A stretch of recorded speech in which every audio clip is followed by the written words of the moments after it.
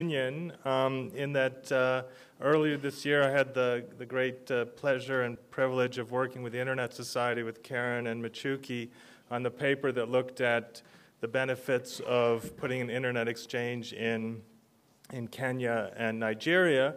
And we have Muhammed and Fiona on the panel here, and they gave greatly of their time, expertise, and their relationships in their countries to help us gather the data for that study. Mike gave us a lot of time too, and insight from his role that was discussed in the paper of building out the Google network to those countries. I didn't have the privilege of speaking with our other members, but we certainly looked at the other IXPs represented here as best practices in Africa and in Europe for how these exchanges could develop and become regional IXPs.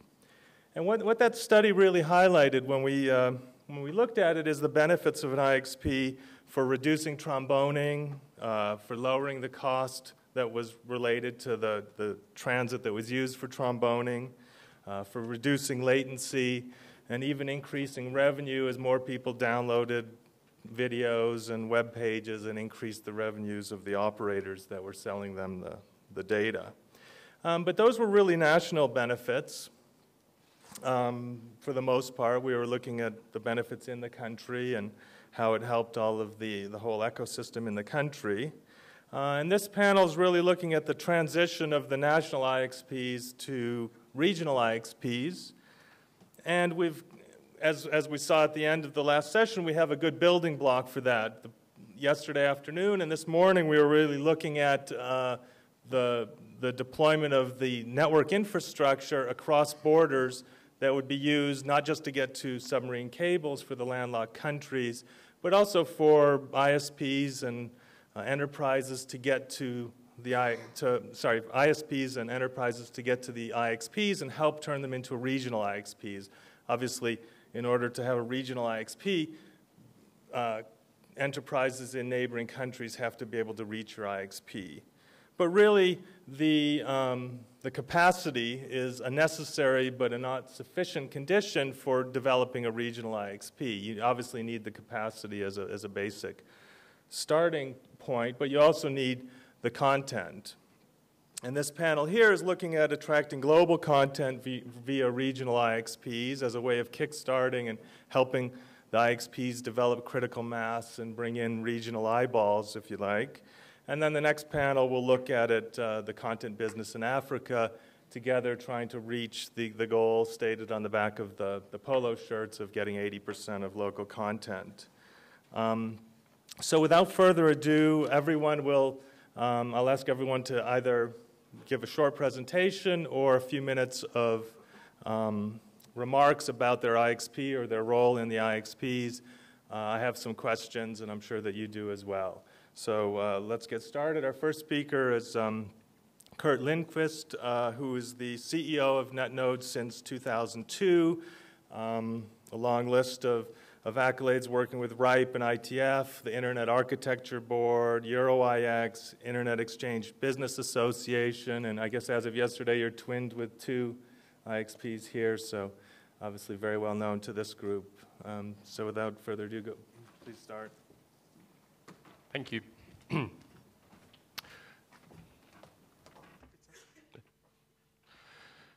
So, thank you. I'm going to, this is a presentation I've given in various shapes and forms over a while, and it's going to start to look a little bit about the history of exchange points in Europe and how they developed and how we came to the situation where we are today and what were the drivers. And I'm also going to look a little bit into my crystal ball and see what the future brings us. And I think this is quite interesting for many reasons. One is that many other parts of the world are currently in a similar transition stage as Europe has gone through, and I think there is not all that different from what Europe went through and the same drivers, and we can learn a lot about those things from there. And that might also help the discussion a bit going forward. So, a very quick look back then. The development of the peering and exchanges in Europe basically went through 3 phases. The first was the very early academic days, from the early 90s to the mid-90s. We had the early commercial days from the mid-90s up to to the late 90s or to the dot-com bubble burst. And then we have the sort of modern times of what we're seeing today. And then last, I'm going to, as I said, look into my crystal ball a bit. In the early commercial days, when the internet was forming in Europe, there were no real competition between the players and the actors. There were mostly academical networks. There were a few commercial entities providing services to the very few enterprises who were interested in this. To make the network work, people basically connected where they wanted to and where there was a need to, and this basically grew very ad hoc out of places where these networks met, very much like we're seeing in the rest of the world, where IXPs are being formed. In these stages, everybody cooperated very heavily. There was no real formalization. There was no real formal structure, and the traffic wasn't very high bandwidth at that point either, by the way. What happened later was that in a few of the European countries, there used to be a single grant by the government to go and build IP networks. This funding shifted in a few countries to be given to the national networks, to each of the universities. And the universities all of a sudden were free to go and buy from anyone they wanted. And this sort of created the very first early internet market in Europe. And also other commercial players started coming in. Commercial services were starting to be offered to enterprises. This also led to the need that the players, the providers, had to start interconnecting for a number of reasons. And I'll come back to those in a little bit. And at the same time, they started to formulate the very first peering policies. And the very basic rule of that both parties that peer have to benefit sort of emerged. And the exact nature of those rules varied a little bit, but they were all very fundamental to that. And we also saw for the first time the commercial operators actually using this as a sales advantage. They were using this as a leverage in the market that they were peering locally. They had the best route to other parts of the national networks. This is all still very much national traffic, though, that was being exchanged at these exchange points. It was the national players in those countries who had to peer with each other simply to make the network work. The drivers why people started doing this were a few. One was that at that time, 80% of all traffic that was generated and consumed originated in the US, and 20% originated in Europe, roughly, or in the country. That 80% traffic were being delivered to Europe by mostly American big telcos, and they set the pricing to what they wanted, and it was quite high. And the operators had to save on those transit costs somehow, and one way was to simply start peering. And they realized that they could better use that money inside the network than giving it to entities outside the country. The other problem was that to go from one country to another to peer all the way until the late 90s in Europe, there were mostly monopolies or ex-monopolies that kept the price artificially high on these half circuits. And one of the things that is very often overlooked when it comes to why the European peering landscape looks the way it looks and why we have so much peering in Europe is that in 1991 or around in the early 90s, all the European countries deregulated the telco markets. So anyone could go and start a telco, anybody could go and set up an ISP, and anyone could go and set up an IXP, and without much or any licensing requirements, or any requirements at all, actually. That helped create the first very large competition for the ISPs in the enterprise market. The deregulation didn't, however, mean that there was no regulation. In many of the European countries, if not all, the regulators also forced the incumbents to give access to the infrastructure, the local loop, on fair and equal terms. We can discuss how fair and equal they actually were, but at least there was an option for people to go and create a mass market broadband products. So this all put together sort of created this perfect storm on the boundary for all the carriers to try and peer as much as they could to improve performance, to keep the cost down, and try to avoid to give money to the ex-incumbents or to the big US telcos, and instead for more and more peerings. Eventually, capacity in Europe became cheaper, and you could go to other countries and peer as well to cut down even further on the cost. And as I said, originally, most of the traffic in US in Europe was originated in the US, where all the content was. This gradually shifted. In modern time today, most of the content is actually developed in Europe, or if not locally, even developed very locally. And part of that is, of course, due to services like Google and Akamai and Limelight and so on, all the CDNs. But also, if you just look at actual content, is more and more developed locally. And as more and more local content became available, the need to peer became even more obvious because you wanted to have the lowest latency. This actually changed the traffic flows pretty significantly. And these are, I used to work for a company called KPN Quest, which was the largest carrier in Europe at the time.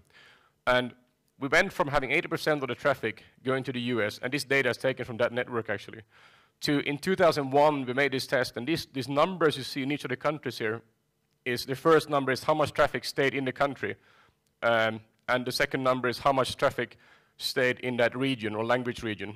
So the regions were Scandinavia, which is the 3 countries at the top, and then we had Central Europe and further down. And the interesting here is that this fell, I'm from Finland originally. If you look at Finland, 6 to 8% of the traffic stayed in the country. It's a very high number for being 2001. The reason being, this is my belief, is that the Finns have a pretty poor understanding of English. There wasn't really that much content out there that was interesting to them, so they just went to the local language website. And it's actually interesting because you see on Switzerland, Germany, and Austria, we also saw traffic first staying between that same language region. That increased first before it became national traffic. And we saw this clear shift in traffic. And this is the traffic we have today. It has grown quite a bit. These are the exchange points in Stockholm, Amsterdam, links, and so on. This is somewhat dated numbers. But well, I'll come back to this picture because as you see, there's a lot of traffic in a very few points in Europe. And we saw this shift of traffic. As local content became more available, we saw traffic shift to becoming more and more used, more and more peered locally. And to today, where we see a very high concentration of traffic in Europe. But this content component, I think, is also very important, and that's the topic of the panel, is that having this local content available is very important to you, because it will drive growth in both ends of this, both for peering and for broadband consumption. There were also some technical means, hot potato routing and some routing policies at the time who helped, where the big carriers tried to get rid of the traffic as quick as they could and make the cost of transporting the traffic someone else's problem. So it's pretty hard to prove, but I believe that this dense richness of peering in Europe actually helped develop the local content quite a bit, because we still have one of the most connected regions in the world, if not the most connected region. And at the time when the transit prices were very high, not uncommon to what we heard discussed here about Africa, these peerings helped save a lot of money, and that money was reinvested into building infrastructure in the countries instead. So if I look into the crystal ball, and now I'm leaving chartered and proven territory and going into what I believe is happening for the future, and I think this will happen here as well. So I work in Sweden, I'm based in Sweden. Let's take a random country as an example. And I didn't pick Sweden because we are based in Sweden. I picked it for a very simple reason. The only license requirement that we have in Sweden is that to operate as a telco, you have to share statistics with the regulator. And those statistics are published. And they are a great source to doing some analysis for, and that's why I picked Sweden. If anyone knows of any other country doing the same, I'd love to find and take another country. So this is the number of subscriptions we have in number of thousands per broadband speed.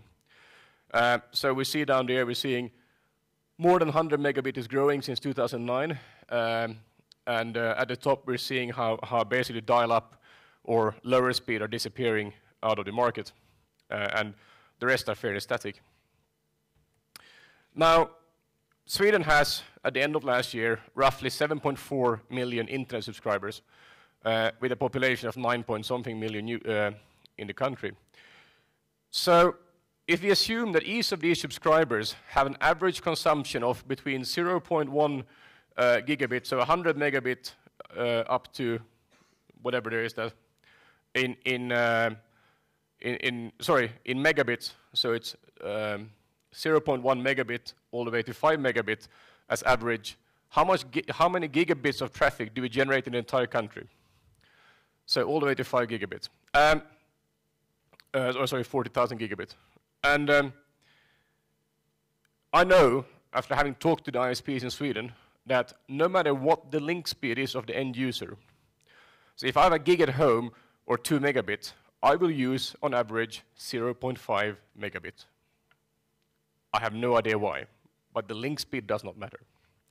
So we can make the extrapolation that around between 0.5 and 0.75 is how much traffic we currently generate in this fairly small country.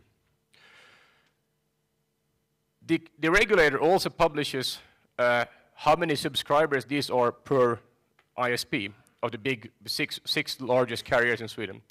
So if you take the 6 largest carriers, I took the names out because that's irrelevant. This is just an example, right? Remember, this is just a theory. And we split that total traffic up by the market share of each of these ISPs. Again, we end up in a sort of different range depending on how much traffic they use. And I'm not going to extrapolate this data quite far. Again, this is a thought experiment. This is not pure math. It is not even economics. It's just an example. According to Arbor, Google at some point to Mike here, he's generated between 8 and 12% of the internet traffic, Mike alone. So I'm going to assume that Mike generates 12% of all the traffic on the internet, because I think that you do more than that, but let's say 12 is a good number. I like 12. That means that each of these ISPs to this one single peer in a small country up in the north among the polar bears will have around, well, up to, I can't read from here, but say 250, 300 gigabit of traffic per peer to this one peer.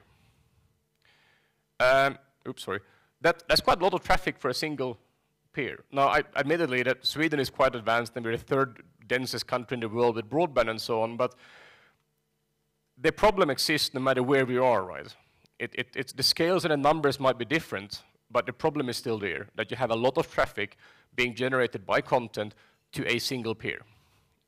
And my personal belief is that this is a scaling issue, no matter where on this, if this is talking gigabits on the scale or if it's megabits on the scale, you still have the same scaling problem.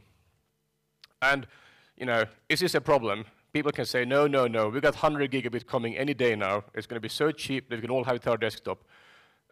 We will, but it'll be a decade from now. Others say we peer at so many points, so we have so much transit and so on. And all that is true, but you still have this single peer generating this much of traffic. And you don't want to have that over a shared faith. You don't want to have to send all that 100, whatever gigabit you're sending to Mike over your transit connection. You want to send it to Mike. That's much cheaper, right? Right, Mike? There you go, see. So, and the last problem is, of course, you want to cut down on latency. Now, why is I'm talking about all this? We're going to take another random country, Sweden. This is not my doing. This is way before my time. But when we started establishing Netnod, I was a customer of Netnod. We actually decided to not just build one exchange point, but rather 5, all across the country. And I don't think we quite saw this coming, and that this wasn't the reason this was being built, actually. But the good thing is that we're actually we have an ability to spread this traffic out and load share across all these points for interconnect, and making the local traffic stay local, and also having content localized to all these points. And now this is inside a country, this could be inside a region.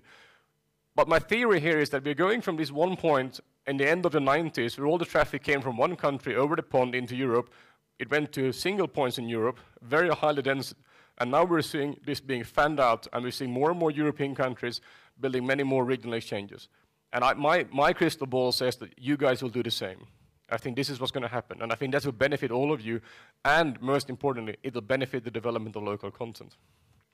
Last on this slide, why is the imbalance on the previous picture here? Well, because what I just said isn't true. All the content is being distributed from Stockholm, actually. But of course, we're going to fix that and move it out to the other cities. Currently, all the content is delivered in one city, and all the eyeballs peer locally. So, this I already said. I do think history is repeating itself. I think we're seeing a development of this. And this is what we're seeing at the European market today of exchanges. This is a slide from EuroX. It's actually a little bit old, I'm afraid. There's more of them even now. So, local peering, localized content will help you all, and I am out of time. So I'm just going to do one last comment. There's a lot of people who say that there's one saver here is that mobile broadband has so low speed that it will be okay. We don't have to worry. Once we're all accessing the internet over the mobile broadband, there's a limited cap on traffic. I'm not so sure, because in Sweden we these days have more mobile subscribers. This is only mobile data. This is not cell phones. We have more mobile data subscriptions than we have fixed line. Anyway, that was my theory. So I'll hand it back to Michael.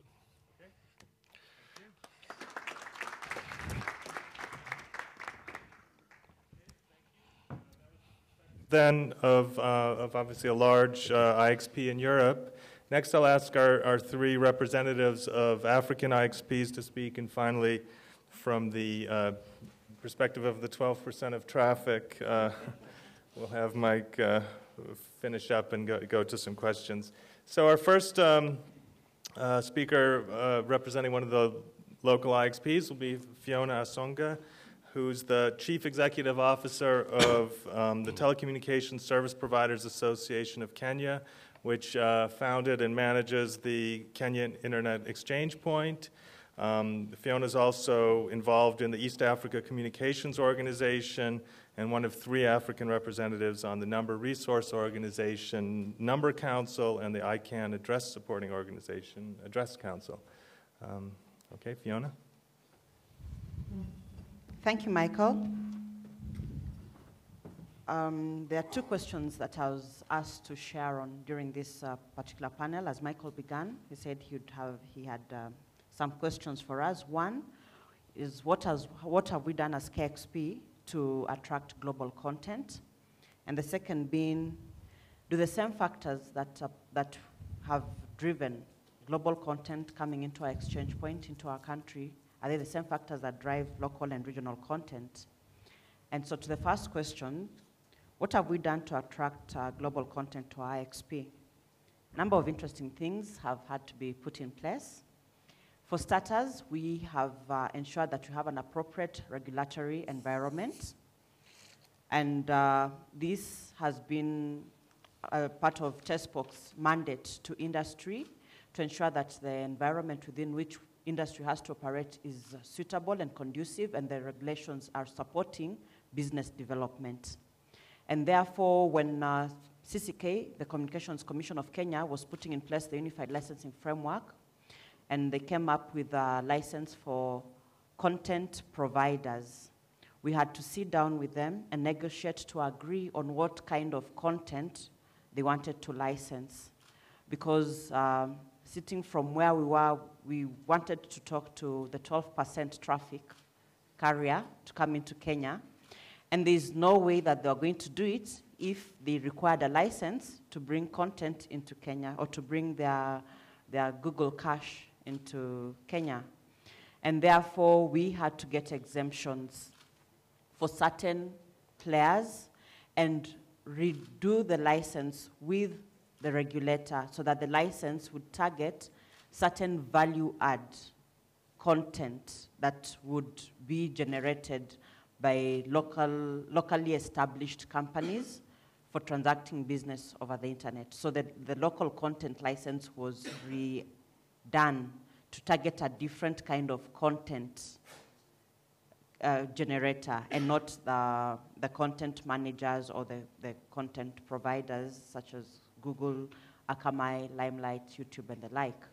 And having done that, then it was easy for us to be able to go forth and approach global content providers and ask them to come into our country. And what we have continued to do as TESPOC is we maintain a good relationship with our regulator.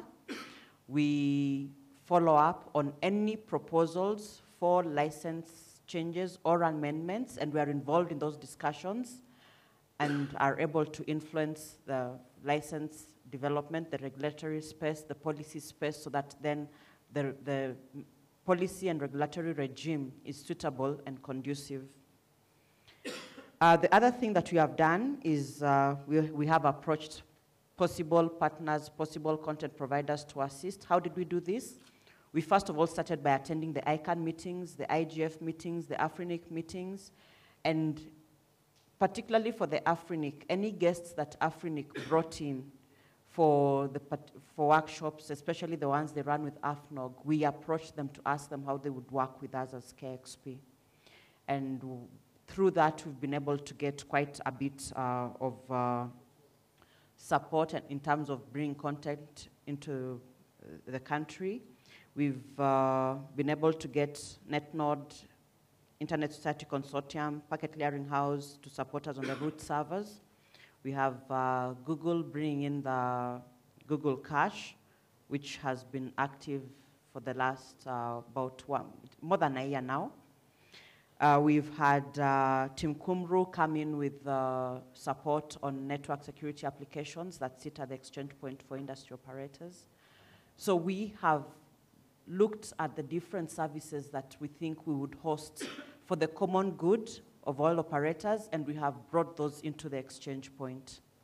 Of course, in order to keep those updated, we've had to negotiate with transit providers to be able to give the back-end backup for the different servers and different applications that we are running from the IXP.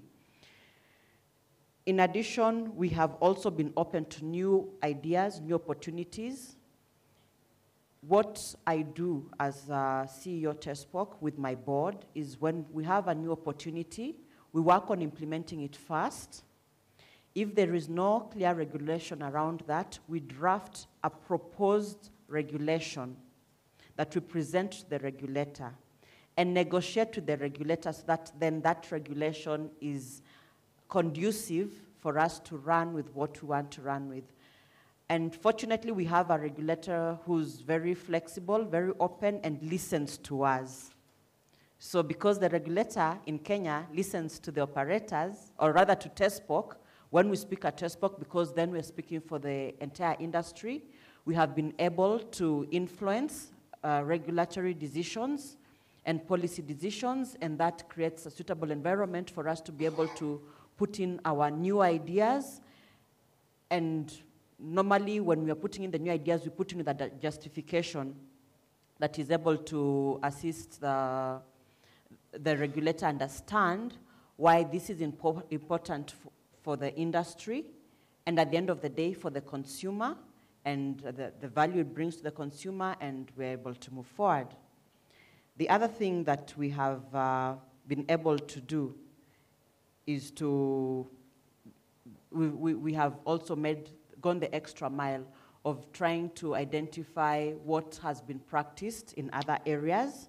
We have looked at the likes of Netnod, we've looked at Lynx, we've looked at AMSIX, we've compared their different growth models, their strategies, and what we are doing is developing a very interesting combination from what we see, from where we are at what we see as good for our region. And therefore, we look at what has already been done without having to reinvent the wheel and copy some of the areas that we think are relevant to our local situation and are important. Fifthly, the other thing that we've done is we've also tried to create a lot of visibility about what we do. We are not the largest exchange point in Africa. We are definitely not the largest in the world, but we do not keep our successes quiet. We talk about them.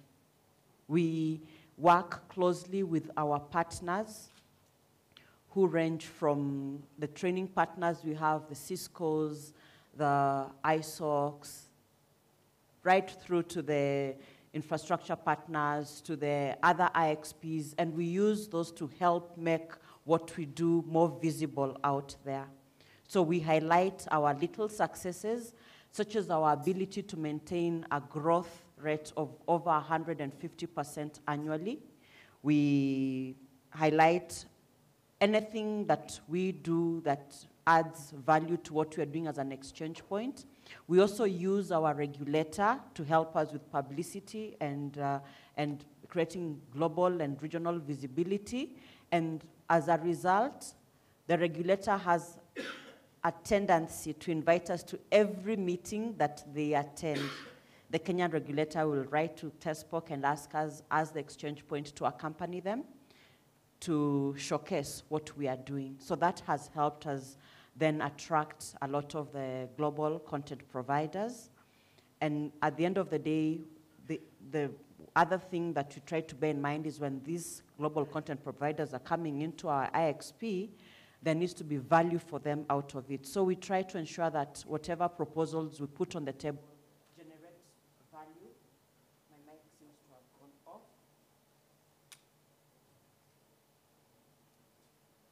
So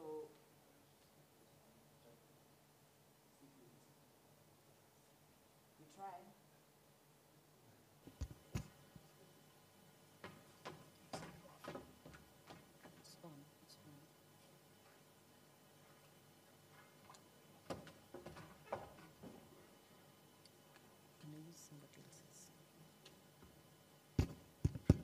So we try to ensure that whatever value we are putting on the table for the Googles, Akamai's, and Limelight is worth their coming into our IXP.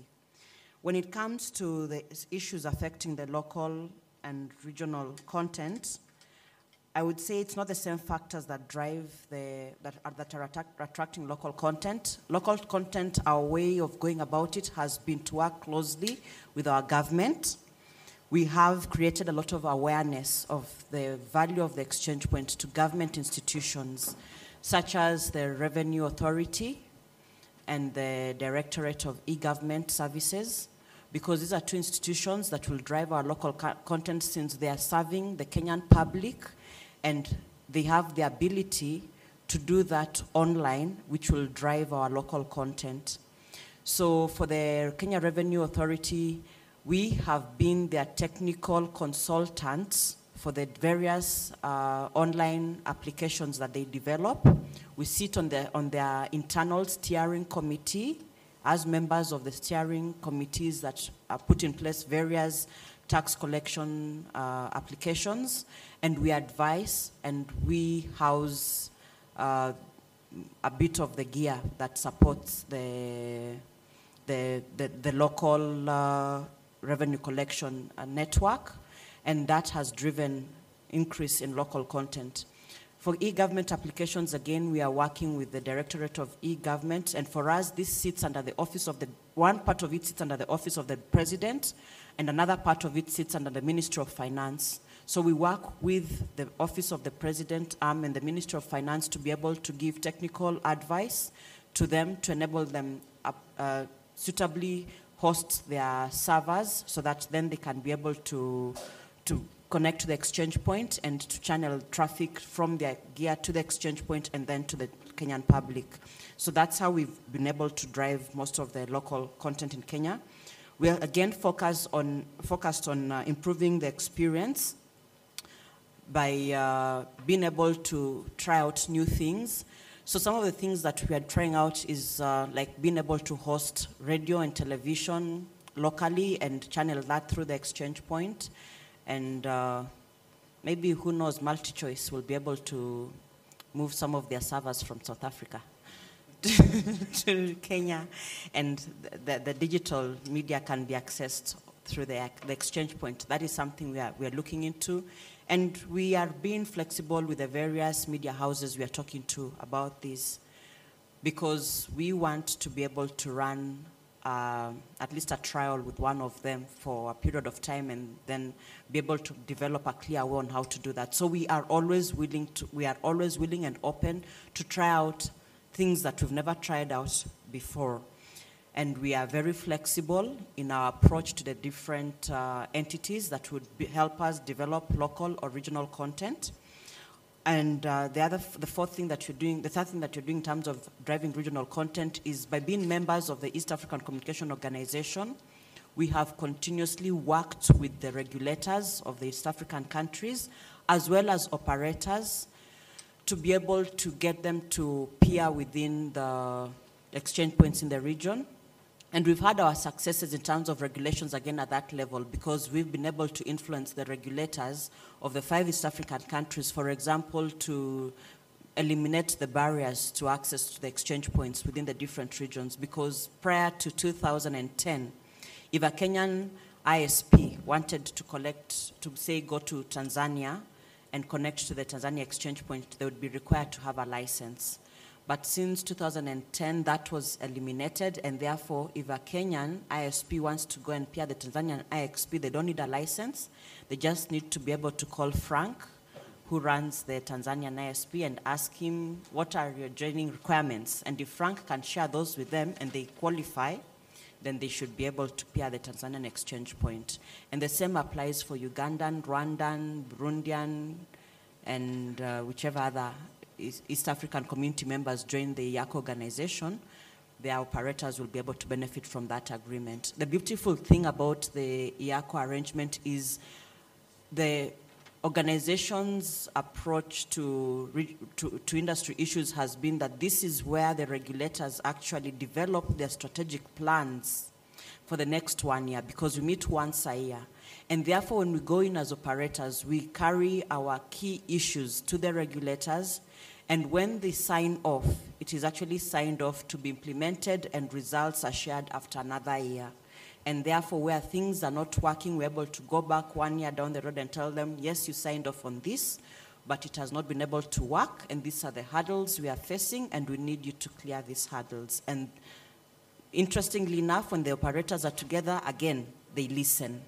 So from where we sit, we have been able to influence the change of our IXP from a national to a regional IXP by working closely with operators, by identifying the opportunities that come to us. And these have come in various ways, because some have been through operators in, say, Djibouti, calling us and asking, can I peer the Kenya exchange point? And we tell them, yes, you can. And we use the same arrangement that is applying to everybody else. In the event that the regulator will need the Djibouti operator to have a license, we will negotiate that on behalf of the Djibouti operator based on pre-agreed terms that have been applied to other operators who are non-Kenyan. And that is what has helped us grow. And I hope that probably next year, this time, we shall be recognized as a regional exchange point. Thank you.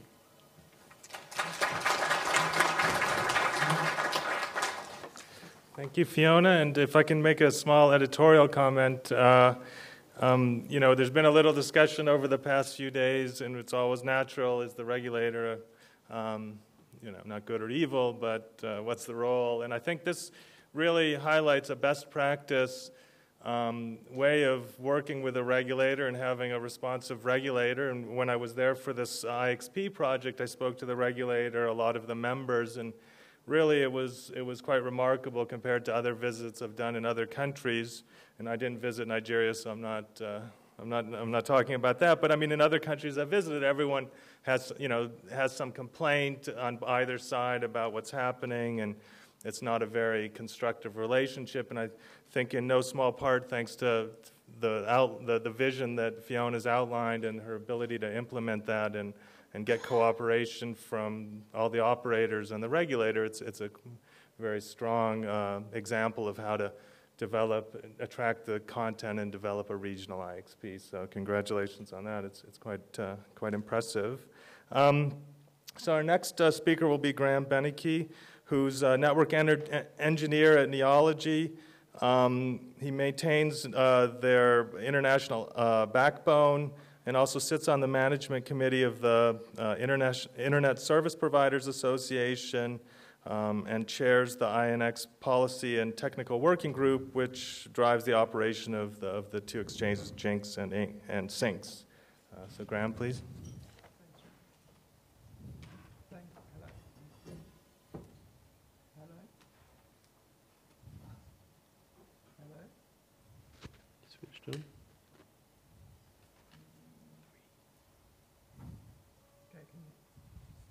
Can you hear me now? There you go. Okay.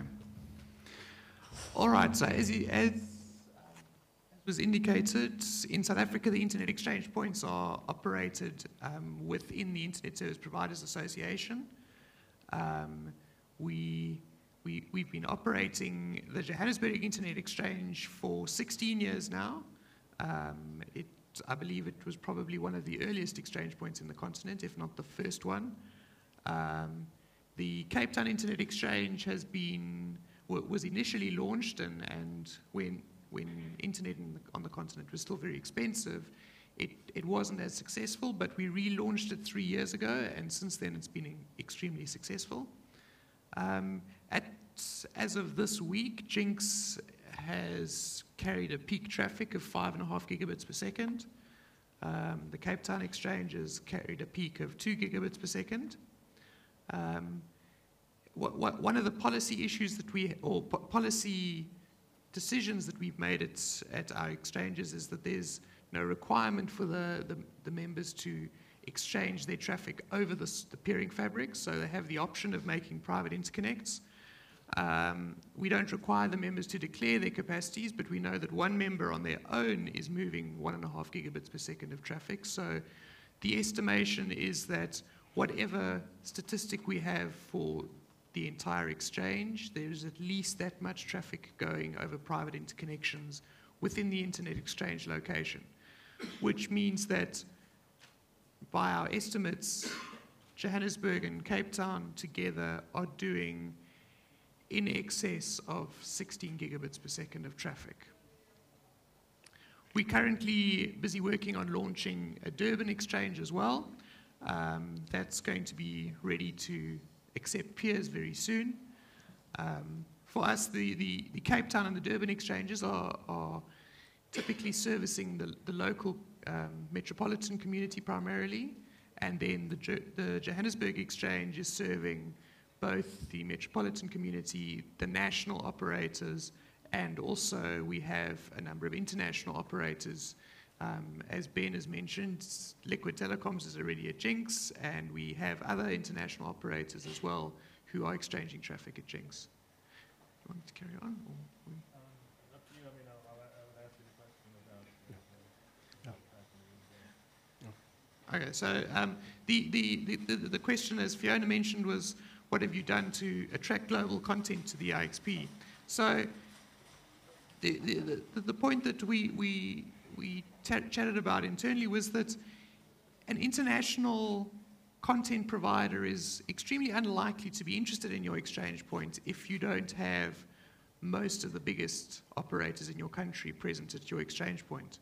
So you should not be designing your exchange points for the benefit of a content provider. You should be designing your exchange points and building policies at your exchange point that are gonna encourage the majority of your large players. In South Africa, there are only a small number of players, primarily the incumbent, who don't participate in the exchange point. All of the other players are at the exchange points and participating in the peering. The one thing that we've had to change over the years is that originally the exchange point was designed as a service for the members of the Internet Service Providers Association. We realized that as time went forward, this restriction was not promoting peering in the country. Firstly, content providers would never or may never wish to become members because the rules and the requirements in place to become a member were unnecessary for a content provider. They had no end customers. They had no access connections that they were providing. So the rules that were in place under those paradigms were unnecessary.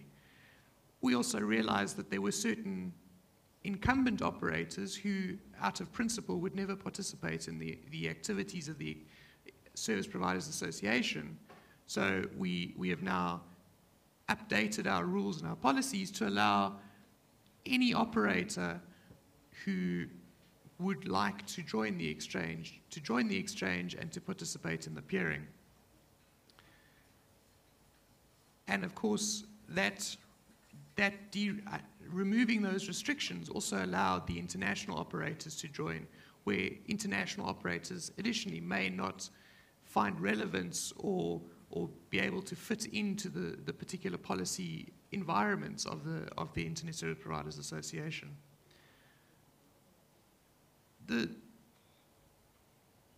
aspect that we've come across the continent, and we've seen it the same concern raised in South Africa, is that people expect certain quality and stability of the infrastructure.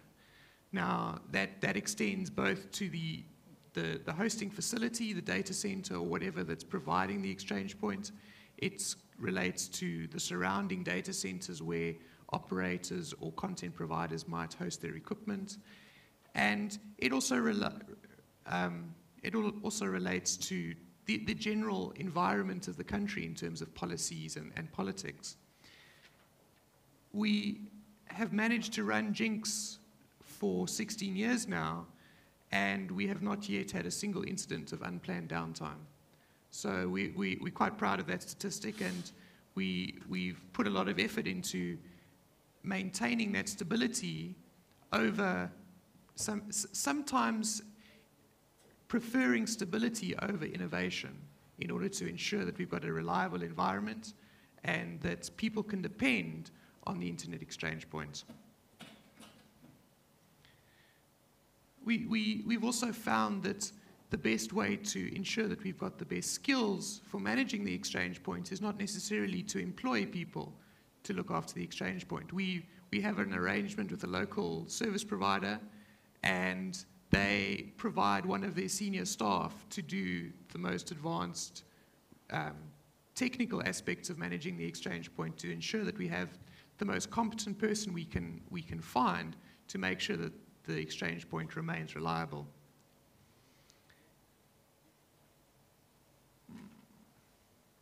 We obviously are trying to reach out to the rest of the international community, and most of the management of the exchange point and the people who are actively involved in the policies are also involved in the international community, involved in technical forums around the world, either in their capacity involved in the exchange point or in their personal capacity even, involved in things like the IETF, in AfRINIC, we've recently become involved in EuroIX, in order to try and gather the international best practices and make sure that we can apply them locally in South Africa. And very often, like with this peering forum, getting things like GTLD servers and root DNS servers is as much about the social interaction and meeting with the right people and inviting them into your exchange point as it is about any other technical aspect.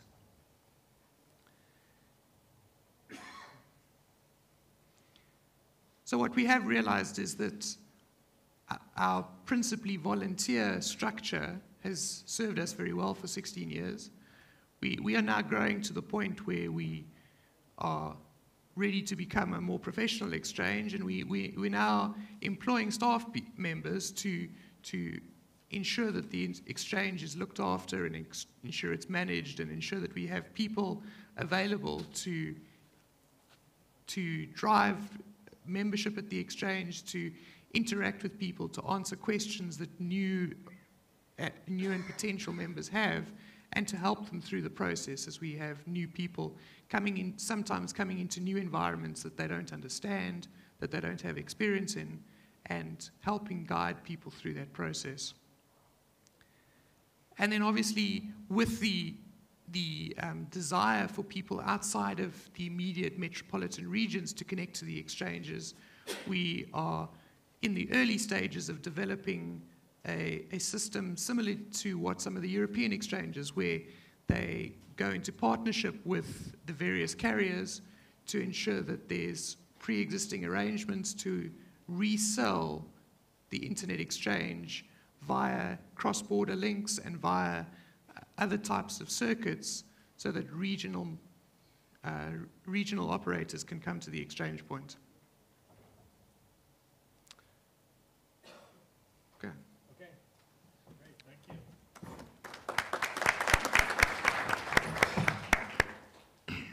Okay. Thanks very much. Our next speaker will be Muhammed Rudman, CEO of the Internet Exchange Point of Nigeria. And he's also active in several professional organizations, and serves on the board of the Nigerian Internet Registration Association and is their volunteer DNS administrator, and was also worked with us very closely on the IXP studies. So Muhammed, please. Thank you, Michael. We are the youngest IXP between the three of us here. We began operations in 2007, but I assure you we have a lot of potentials because we are growing so fast. We have a huge number of internet users. Based on the internet statistics I got, we are among the top 20 internet users in the world. In fact, we are the 11th. So I believe that with time, we are going to be the first African IXP. Okay, let me give you a brief history. We began in 2007 when the regulators, the Nigerian Communication Commission, provided the seed funding to begin the Internet Exchange Point of Nigeria. We started, though, with a little politics here and there, but we later launched fully. Right now, all the board members are from the industry, and the regulators hands off the operations of the Internet Exchange Point, so we are managing it ourselves. We are a membership-based organization. We are not owned by the government or any entity. We are also open for peering. Anyone can come and connect to the Internet Exchange Point of Nigeria. We are a not-for-profit organization as well. Right now, we have about 4 operational sites, 2 in Lagos, 1 in Port Harcourt, one of the key major states, and 1 in Abuja. Since the discussion surrounds content, I feel I need to expatiate why are we going into such sites, even though we are still young. The reason being that Nigeria is divided into like 6 geopolitical zones. We have different tribes and cultures in all those different regions. So based on that, we realized that, look, each one of them have their own cultures and traditions which should be hosted locally and shared. And most of the providers within those regions cannot connect to the main Lagos Internet Exchange Point because of the initial discussions we had, like yesterday, regarding the cost of transit. Because an ISP in the northern part of the country trying to connect to the Internet Exchange Point of Lagos, even though they have content they want to share, is virtually impossible because the cost is much higher than the international circuit. So this is basically one of the reasons we decided to start moving into the 6 geopolitical zones. Right now, we've covered 3 of the 6 out of the 6. We are moving into the other 6. The traffic we are generating right now is hitting about 1.5 to 2 gigs. And from inception, when we started in 2007, we realized that 99 instead of Europe, where they have in Sweden maybe 80% of the traffic going international, 20 local. I believe in Nigeria is more than 99% of the traffic going outside the country. Virtually, there is no traffic because almost all the content is hosted outside the country. So we started looking at all the different CDN operators to see how we can attract them into Nigeria. We've been talking to one of them since 2007. We've been writing several emails following up virtually every single year to find out if it's possible to have them in Nigeria. It was difficult, we couldn't get them. But we are still on the process. Possibly they will give in. After some time also we had discussions with Google. Google came in, they want to put a Google catch. But the catch there is that they want us to provide the transit for the Google catch. And the transit is really expensive. Who is going to pay for that? We are trying to lower the cost of internet access in Nigeria. I can't just tell my members we want to increase the price because Google catch is there. It's virtually impossible. I discussed with most of them. All of them are saying, look, you are wasting your time. We're not going to pay anything extra. After some series of discussions for almost 2 years, Google finally said, look, we are going to put it in and provide you with a link, with the transit free of charge. So basically, when Google got connected last year, the traffic jumped from 25 megs to about 120, 130, almost 500% increase. This is to show you dramatically the difference between when there is no content provider and when there is content provider, because most of the ISPs in Nigeria is just a network of eyeballs. So with time, we started sensitizing almost all the ISPs, trying to say, hey, instead of just the normal business you are doing right now of just buying internet, selling internet, why not go into other value-added services, into hosting content? Because with the advent of the exchange point, it means you can plug in and you can host your content, and that content can be reached locally. And based on that, some ISPs that are really smart have gone into various radio stations, TV stations, getting them to stream online. Right now, we have some radio stations online in Nigeria that are transmitting via the exchange point. The possibility is that they will go beyond the boundaries of their licensing, because some of them that are based in Lagos, they have only licensing to transmit in Lagos. With the exchange point, by the time we have presence in Nigeria and have a fiber circuit, it means people within other regions within Nigeria can have access to that content locally, and therefore they don't need to even get licenses from the Nigerian Broadcasting Corporation to cover those regions. So, after a series of discussions, Karen last year mentioned something that we need to have a kind of a paradigm shift from just purely internet content consumers to internet content creators. I realize that even if we bring almost all the CDNS operators and all that, they still rely on the transit link to get update. So Google, I don't know, maybe I should have mentioned it here. Last few weeks they had an issue with the transit provider. Yeah, and it means the local content is now local content. So virtually it's not a local content because the content is actually somewhere Google is just providing the transit. So we realized to say, okay, look, we need to have a kind of a strategic partnership with the key institutions within Nigeria that can provide us content. When we looked at it, we realized that the .ngccTLD has a lot of potentials because they have registrars and they are selling domains. And after selling domains, what happens? They host that content. And most of the registrars are resellers in Europe and in USA. We are now discussing, and that's why we are working with NIRA. Last, I think a month or two, we signed an MOU with the Nigerian Internet Registration Association to maintain the .ngccTLD technically, and we're also working to see how we can provide infrastructure, possibly a soft loan to the registrars so that they can start hosting locally, because that is the only solution. Without hosting locally is going to be difficult, even if we attract global content providers. At the same time, we realize the schools are also key, the students, blogging and all that. Why not attract them? And unfortunately, in Nigeria, we don't have the National Research and Educational Network. Our core business is just bringing in ISPs together for connection, while the core business of an ERN is exactly the same thing, also bringing internet, what's called, schools together using the same protocol, right? So why not go into that? So we worked with University of Lagos, with another private consulting firm, to create what is called the EcoConnect. We started with Lagos, with small cluster. EcoConnect is a connection of small clusters of universities that was funded by Google as well, through another foreign universities to have the clusters of the higher education institutions connected together. They are right now connected at the exchange point. Google also is doing a tremendous work on the universities as well. They are working with us towards the Google University Access Program, or they changed that now to Google App Support Program, where they have universities connected to the exchange point. They donated a large equipment to us, a big Huawei switch, a Huawei router, where the universities are connected. We're trying to see how we can bring more universities into the network, possibly find a way to start hosting content like thesis of the students, where students from various universities can share content of the thesis of, or project of undergraduates and postgraduates. These are some of the initiatives we are trying to do towards creating local content. I think we also have the root server, the F-root server is now active in Nigeria. We got the community DNS also in Nigeria. Based on our relationship with the .ng, we have the registry right now operational within Nigeria.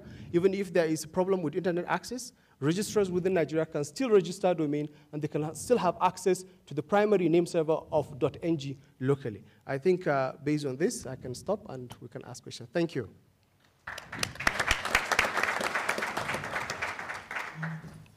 Okay, and last but not least, Mike Blanche, who leads Google's peering and content distribution team covering Europe, the Middle East, and Africa, and as I'm sure he'll explain, works with ISPs and operators around the region to find high-performance ways of serving Google and YouTube content, and a variety of other initiatives, including the university one that Muhammed just mentioned. So, Mike.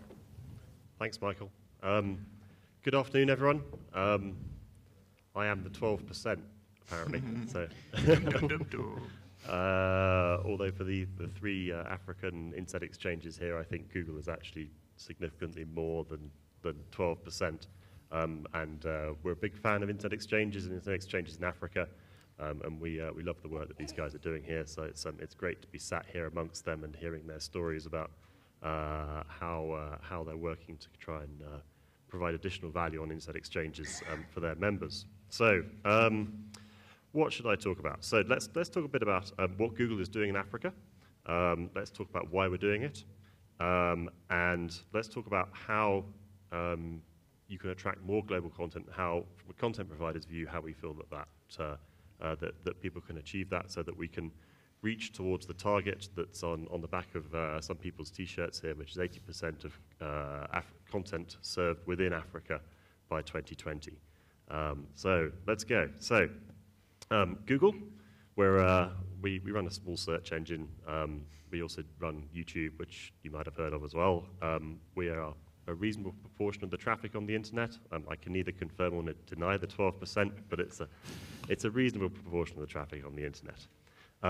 And obviously Google, we mainly fund our services through advertising. And for advertising, you want people to use the services, because the more people that use the services, the more ads you can serve, and then people click on the ads, and hopefully you'll make more money, and then I keep my job, and everyone's happy. Well, I'm happy anyway, so that's good. And in order for people to use services more, they need to perform well. And that means low latency, high performance, reliability. And this is why Google invests to build network and to deploy caches so that we can provide high performance, low latency, reliable access to Google services to people all over the world that use Google services. But on top of that, on top of the kind of the commercial considerations, we are a company. We do have to make money. We also have a very strong interest in improving the internet in Africa, getting more people online, reducing the cost of internet access, getting people to use the internet more because it's cheaper and it works better. So there's a number of access initiatives that we're working on to help achieve that, that extend beyond Google content and Google services. And we're trying very hard and feel that internet exchanges are a key part of helping attract global content, not just Google content, but other people's content to Africa. So the two things we're doing. One, we're building network. Google has a global network that links from our data centers where we run our search engine, where we store your Gmail. A search engine is basically a copy of the internet. So these data centers are very, very large buildings. We build them in the middle of nowhere where there's cheap power, with a cheap land, and we can run hundreds of thousands or millions of servers without people complaining. And then we have a network that stretches between the data centers and then also out towards where our users are, so that, again, we can deliver this content efficiently and cost-effectively and with high performance. The network spans 28 countries, about 70 different points of presence within those countries in different cities. And in Africa, we built our network to Lagos, so where we could connect with ISPs in Nigeria directly. We have our network in South Africa. We've just opened a brand new POP in Johannesburg that's going live this week. And we're very happy to peer with anyone in Johannesburg, at Terraco in Johannesburg, who doesn't already peer with us in Southern Africa. And we're going to have a POP in Kenya next year, which I think I announced a couple of AfPIFs ago, but it's taken a bit longer than planned to get it up and running. So that's in terms of the Google network. That's bringing our content very close to users on our network. So we're buying the international capacity. We're putting routers in facilities in those countries. We're then peering directly with operators in those countries and connecting to internet exchanges to deliver that content. We can't do that everywhere yet.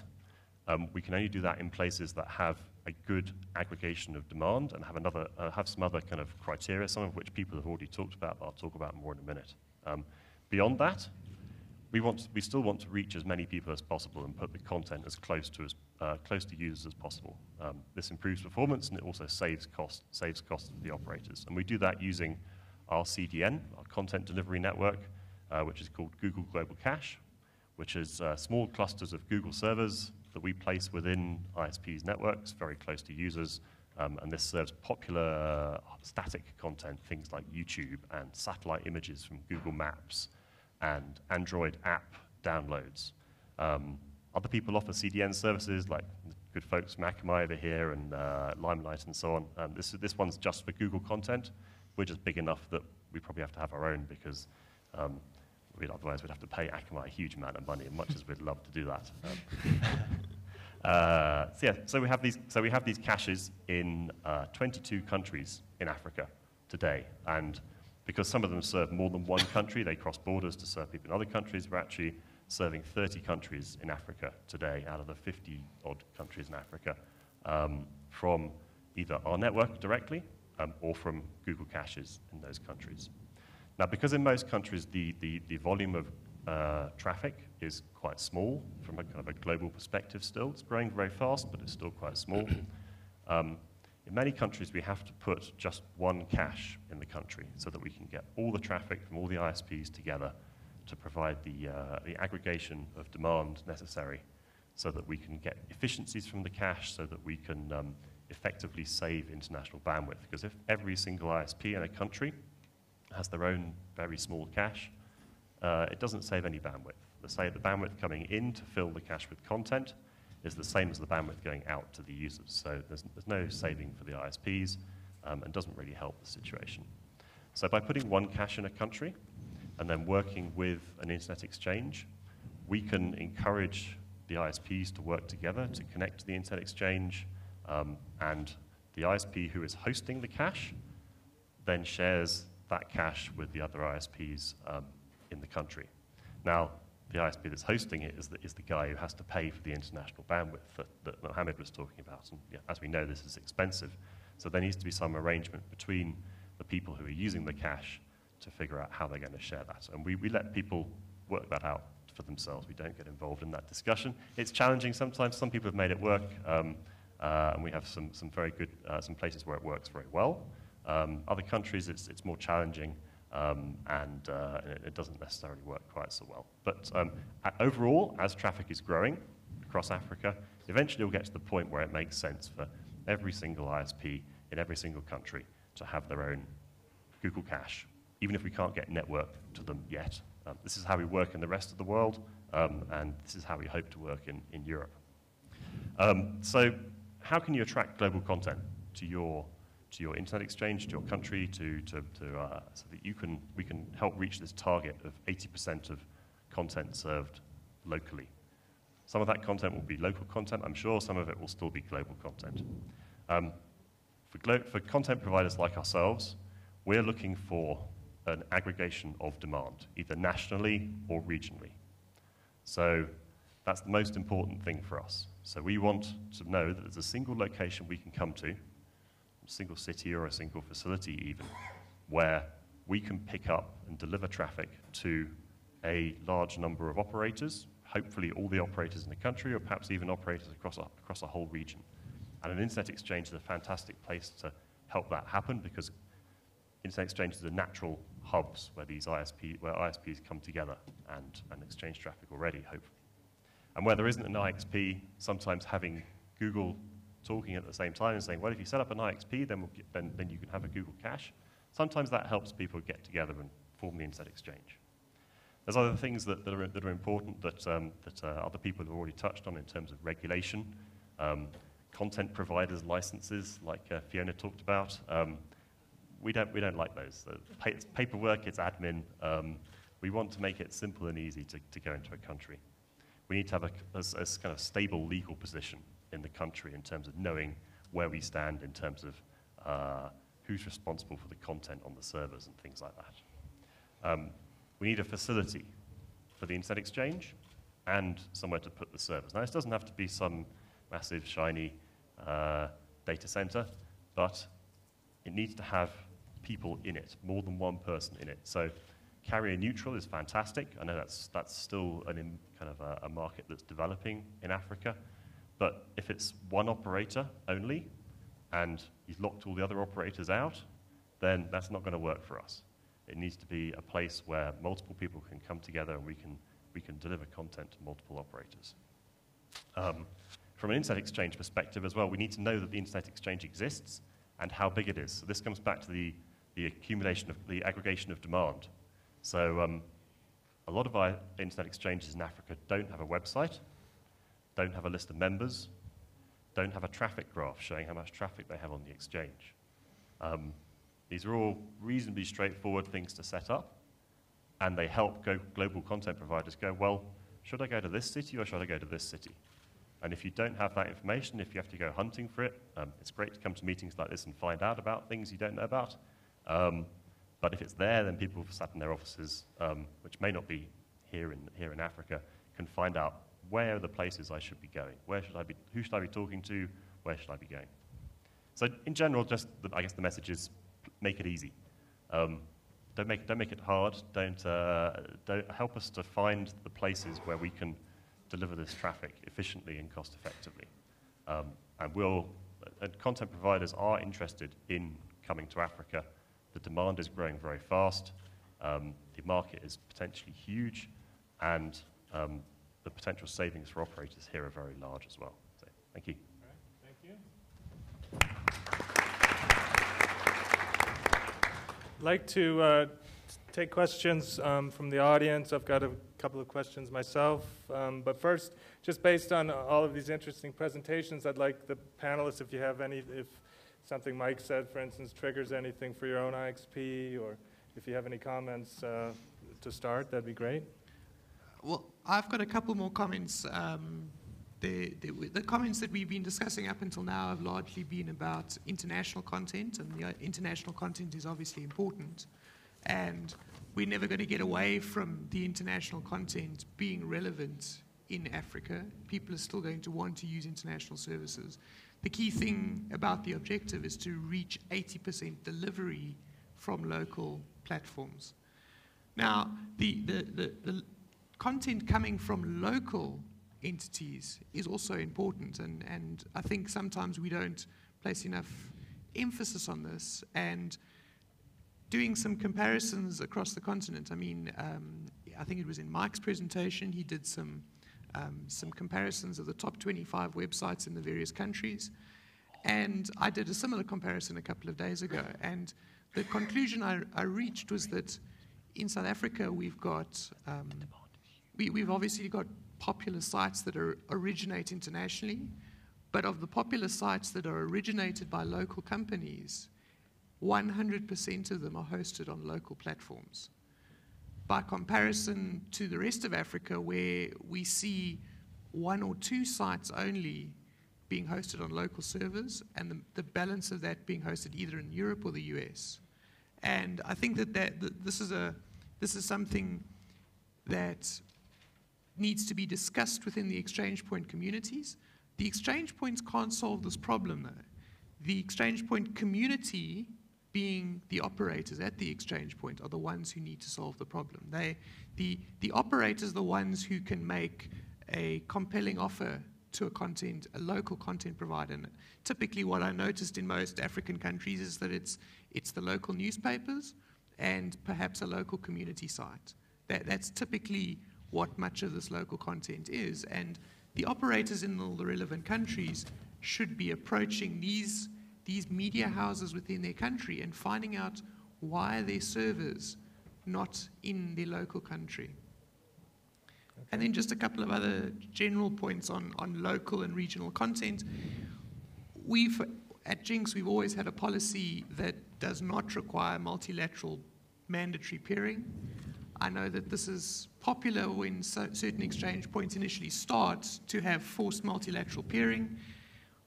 In our experience, all that this does is it discourages larger operators from participating in the exchange.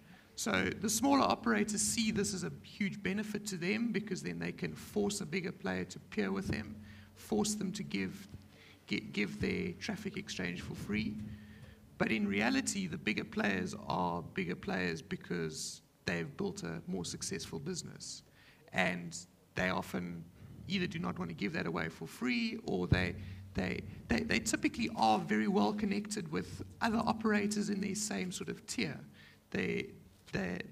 typically what we've seen in South Africa is that we have effectively what amounts to the tier ones in South Africa, and they're all very well peered and well connected.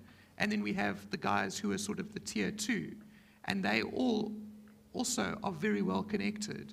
And then between tier 1 and 2, there's less peering happening and more formal business relationships. Now, this doesn't necessarily sound like it's promoting peering, but it promotes a very positive economic effect within the ISP business. And I think overall it's been very beneficial to South Africa. The local content providers, once again, are as concerned as the international providers about facilities and making sure that they're going to have some sense of comfort that their content is going to be available. And I think that this is a challenge that Africa as a whole needs to figure out, because if people are putting their servers in the US just because they get uptime, then there's probably a fundamental problem with how we're running our networks on the continent. And then we should be actively, like I said, actively going out and finding those people who have significant amounts of local content or important local content. So you spoke about speaking to the CCTLD and bringing them to the exchange point. We have, for a long time, had a very good relationship with Uniforum, the CCTLD in South Africa, or second level domain, but they essentially are running the most important domain in South Africa, the .co.za, and we've had a long-running relationship with them, and they provide their DNS servers in the exchange point. And you should be going out and finding who these people are. Go onto Hurricane Electric's site and look at who the AS numbers in your country are. There was a surprising revelation yesterday when we were looking at the AS numbers of a small African country, and we realized that certain government departments are running AS numbers that the operators don't even know exist. And why those government entities, why these small operators not getting involved in the exchange point. Right. Okay, anyone else? I'll open it up then for questions from the audience. I think there's a microphone. If you could just identify yourself. Sorry, there's someone behind you, but you're next. Go ahead, please. Okay. And then here, and then here. Mr. Muhammed, IXP Nigeria. I believe IXP exchange centers were supposed to, one of the goals for establishing such is to bring a better service of internet transport as an internet access now. But up to this time, in Nigeria, we don't have stable internet from the ISPs. What could be responsible for that?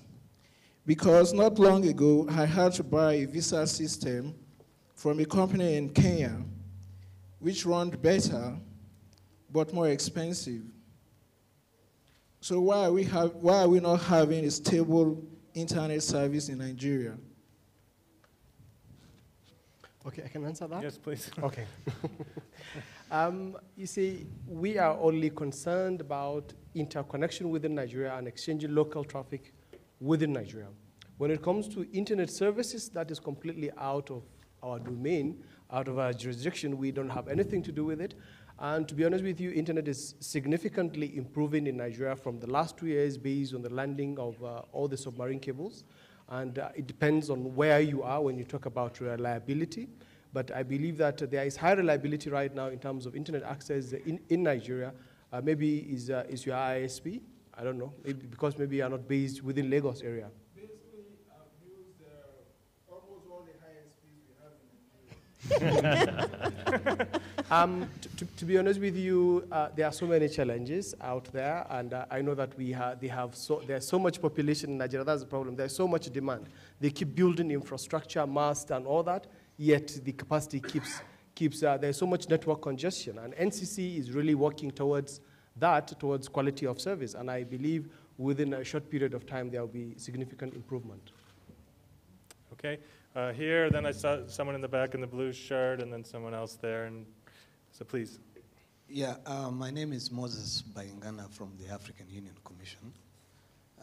My question goes to the panelists that presented on IXPs. As part of the African Internet Exchange System, we plan to support in each of the African Union regions an IXP that has the potential to be a regional IXP.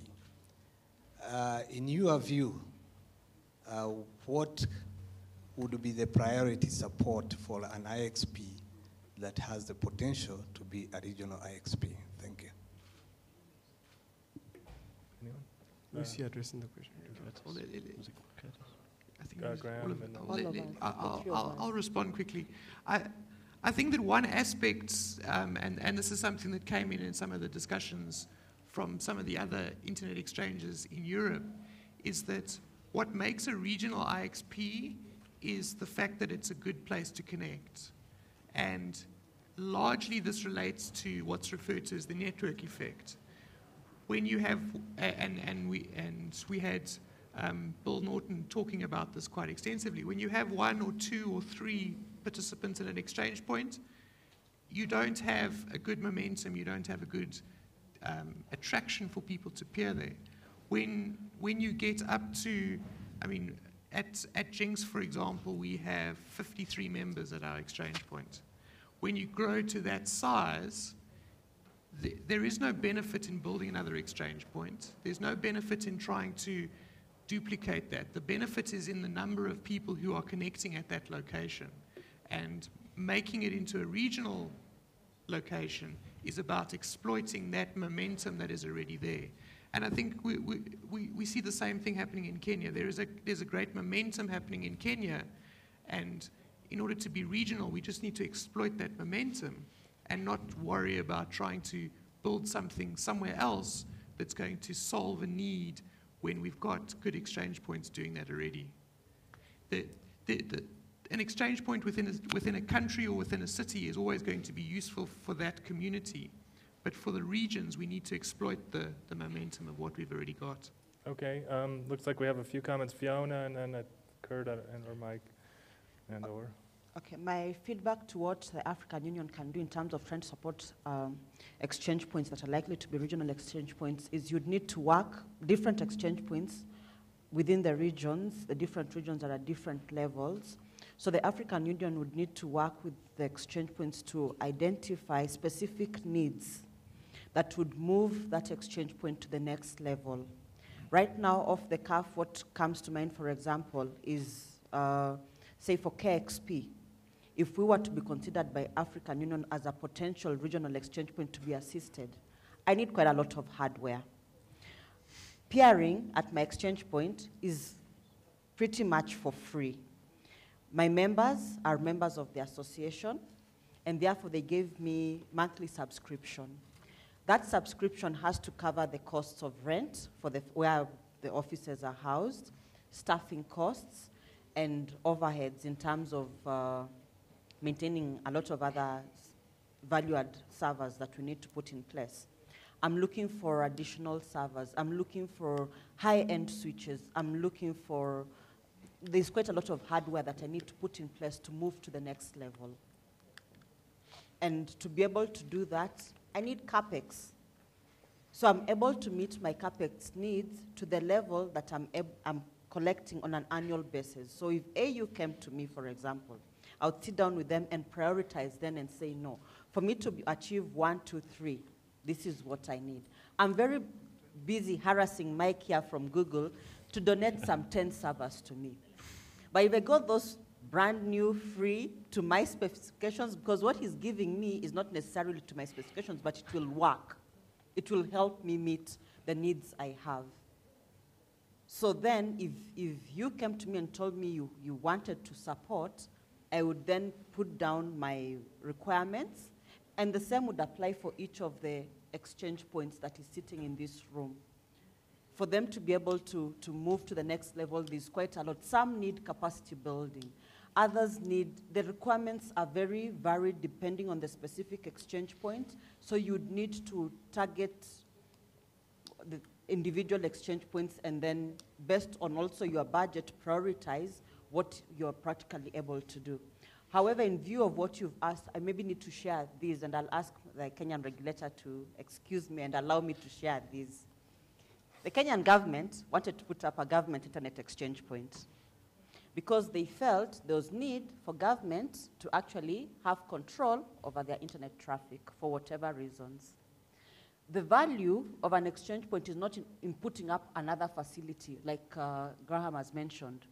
But they went ahead, they procured, they got gear, and put up what they called an exchange point. So the facility, everything, the hardware is sitting somewhere. However, because operators will not go and peer at a government location, nobody has connected to that exchange point, and therefore there is no peering happening on that infrastructure. If they had listened to me and given me that money, I probably would have moved the existing IXP to the next level. So you should learn from experiences like those and don't go and set up a new facility and call it the regional exchange point. Operators will never move there. A large part of the peering process is on the negotiations and agreements and trust that the operators build among themselves to be able to exchange traffic. When a government entity comes in and tries to sometimes force certain things to happen, that is especially for the private run IXPs, tries to force things to happen, it becomes very difficult. I think Netnod is unique in the sense that it was put in place by government, is run by government, and government still, but however, they still have to allow that peering flexibility. The negotiations and everything still has to take place. Yeah. So, Kurt, do you want to give some reflection? And especially in your map, you showed you have a multiple number of sites. And I was going to say first, we got seed funding from the government when we started once, but we're not run by the government, and we don't get any funding from the government. First of all, I'm a little bit allergic to this notion of local and regional exchanges. An exchange serves the members that are connected, and they can be from far away, they can be from local away, and that will be an evolution over time. I don't think there is such a thing as a local or regional exchange point, because what is a region and what is a local, it becomes a very, very blurred concept, and there's this very emotional attachment to that the regional exchange point is somehow larger and then therefore better than the local one.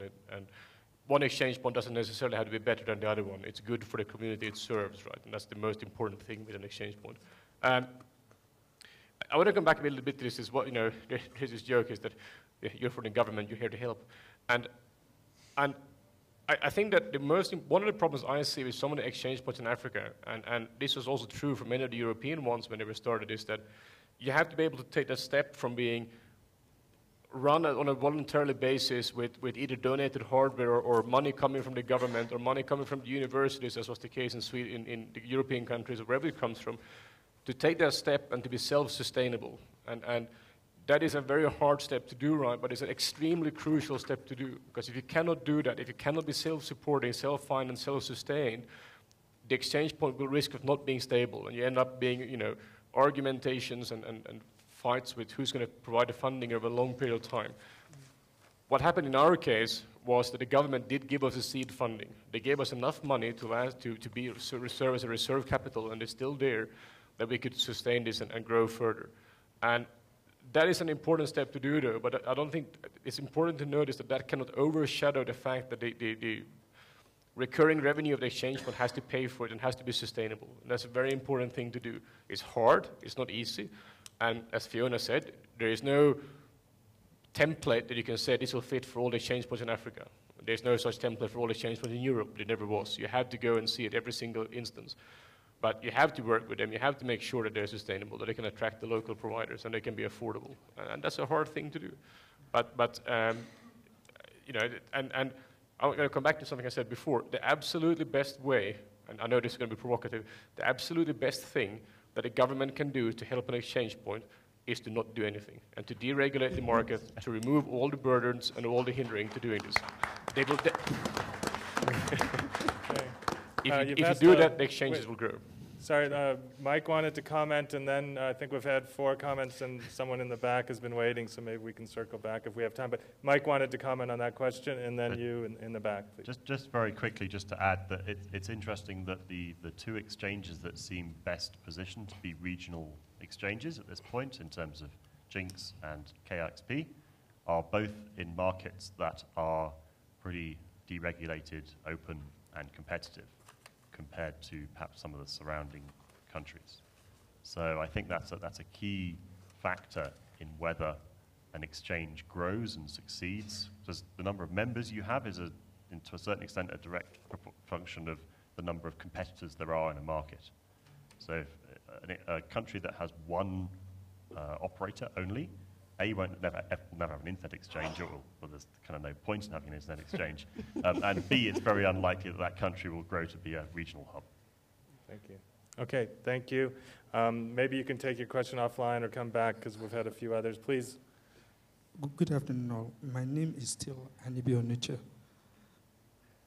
I'm not critical about the JINX, but I tend to disagree with what Graham Beneke said. He said we should not build ISPs, not according to content providers, but policies. My question is, what policies? Secondly, he made mention of they are not engaged in a multilateral pairing because the bigger players have gotten their economic right. So my question right now is, we had an incident with the internet exchange point where most of the tier 1 operators went down immediately. Only one existed, and that one was connected to the internet exchange point. Instantly, we gave them that access to engage in a private pairing with other smaller players, and they were able to get internet access within just a short period of time. So I don't agree with you that bigger players have gotten their economic right and smaller players should not be allowed. It's not right. Thank you. Okay, well, there's a number of problems with the forced multilateral peering. The first problem is that in a mature market, you're going to have members at the exchange that are going to be the transit providers of other members at the exchange. You cannot force, and if you have a customer and a provider at the exchange, you can create a bad engineering scenario if you force them into multilateral peering. That's the first problem. If you're looking at, I would say that Johannesburg and Cape Town are prime examples of this. There's no forced multilateral peering, and yet these 2 exchange points are the most, have the highest traffic volumes on the continent. The same applies to all of the European exchange points. I don't know all of them, but I know that Lynx does not have forced multilateral. D6, M6, they have root servers to make it convenient for multilateral if you choose.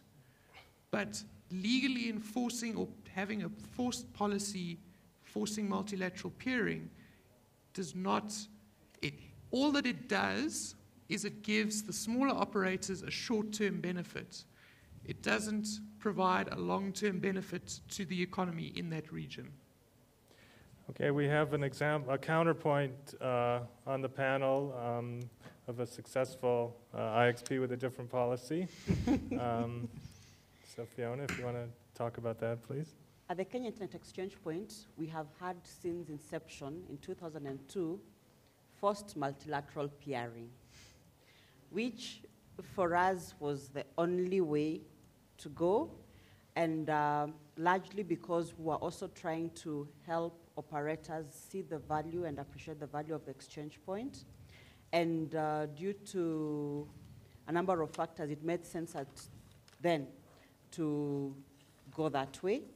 And so far, it has worked. It's pretty simple.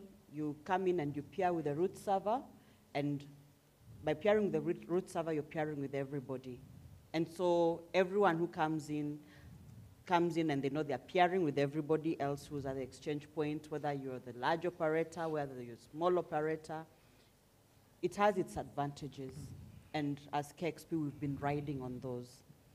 Though right now we are getting to a level where there are requests for bilateral peering, and we are looking into that. But we shall still maintain the root server for multilateral peering and see how to accommodate the bilateral peering arrangements. And I think that's the important point there, is that multilateral root servers are very useful technical tools. Interestingly, JINX has actually come from the opposite perspective, where we are now thinking now about putting a root server in, because we've grown to the extent where it's no longer practical to set up 40 or 50 bilateral peering sessions. So for us, it's a very technical issue of the smaller operators don't have the ability or aren't able to establish that many bilateral sessions. Excuse me. So the multilateral provides a useful technical solution. That means the smaller operators are not permitted to connect to the JINX because of they can't sustain their and we are not forcing people to. You will have to have two scenarios. You have to be flexible, like how Fiona said that we are getting to the point of being flexible. But saying that the smaller operators cannot compete, and therefore, I don't think it will work in Nigeria. No, it won't. We have a private peering agreement, and also with a multilateral peering. Those kind work. And you also made mention that we should not build our ISP towards content, rather towards certain policies. You've not answered that policy. What policies? The internal IXP policies, I think. Well, the policies, I mean, it wasn't about building it for the policies, it was about building it for the operators who you're trying to attract. And the challenge with the forced multilateral peering is that you will not attract the large operators. And if you do attract the large operators, if they have the skills in-house to do their BGP properly, they will not announce all of their routes at the exchange. So you can force them to connect to a root server, and they might only connect 2% of their network to the exchange, because you're forcing them to get into a commercial arrangement. You're forcing them to not. Yeah, I think we're getting into some dispute that may need to go offline, because it looks like from the hands up we have more than 15 minutes worth of questions here. So if I can ask for this one to go offline for the coffee break following, and this gentleman's been waiting very patiently. Hi, Mark Tinkasiko. No, I think just to follow up, sorry, on that topic a little bit.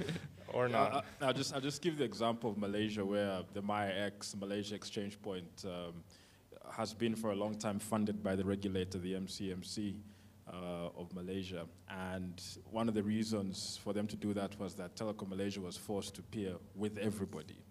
Now, obviously, against their wishes, they did. The only reason that has been successful in very strange ways is because the MCMC, or rather the regulator, continues to sustain the exchange point almost 6 years running now.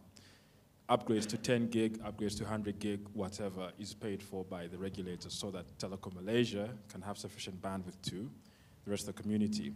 It's grown to such an extent now that the government can pull out and the exchange point can run itself. And nobody will be the winner or the loser if Telecom Malaysia decide to pull out, because it's cheaper to get to them from another country like Singapore. Now, that raises the main issue here. If a larger operator is unwilling to peer settlement-free with a small operator at the exchange point because they are larger and they have put in the effort and the work, which is fine, provide the option for paid peering that is inexpensive compared to international transits. And this is the main issue here, is that the larger operators have a single price for local or regional or international bandwidth. And that's the problem. if there was an option for 50, 60%, 70% less the cost of international transit for local, I'm sure there wouldn't be this argument about whether smaller folks can pay with larger folks. And just to respond to that, that is something that's very much a feature of South Africa and has been for a long time. The cost of purchasing transit to all other operators in the country it's varied from time to time in exactly how much less it's been, and when the cables landed, when the EZ and CCOM and all of those cables landed, the gap got smaller, but the cost of local traffic has always been cheaper, and there have been ways of purchasing it as a cheaper service, as paid peering essentially. Thanks, and I think just coming back to this kind of running discussion of the role of regulators, I've done a significant amount of work and actually helped the Singapore government set up their exchange. And the role of government and what is evoked by the word regulator is different, I think, in Asia than here or in Europe or the US. And, you know, forcing peering in Malaysia has probably, or if they did it in Singapore, which they didn't, would have a different impact than in other countries, and it's just the role of government. Maybe if there's a question over here, please. Here.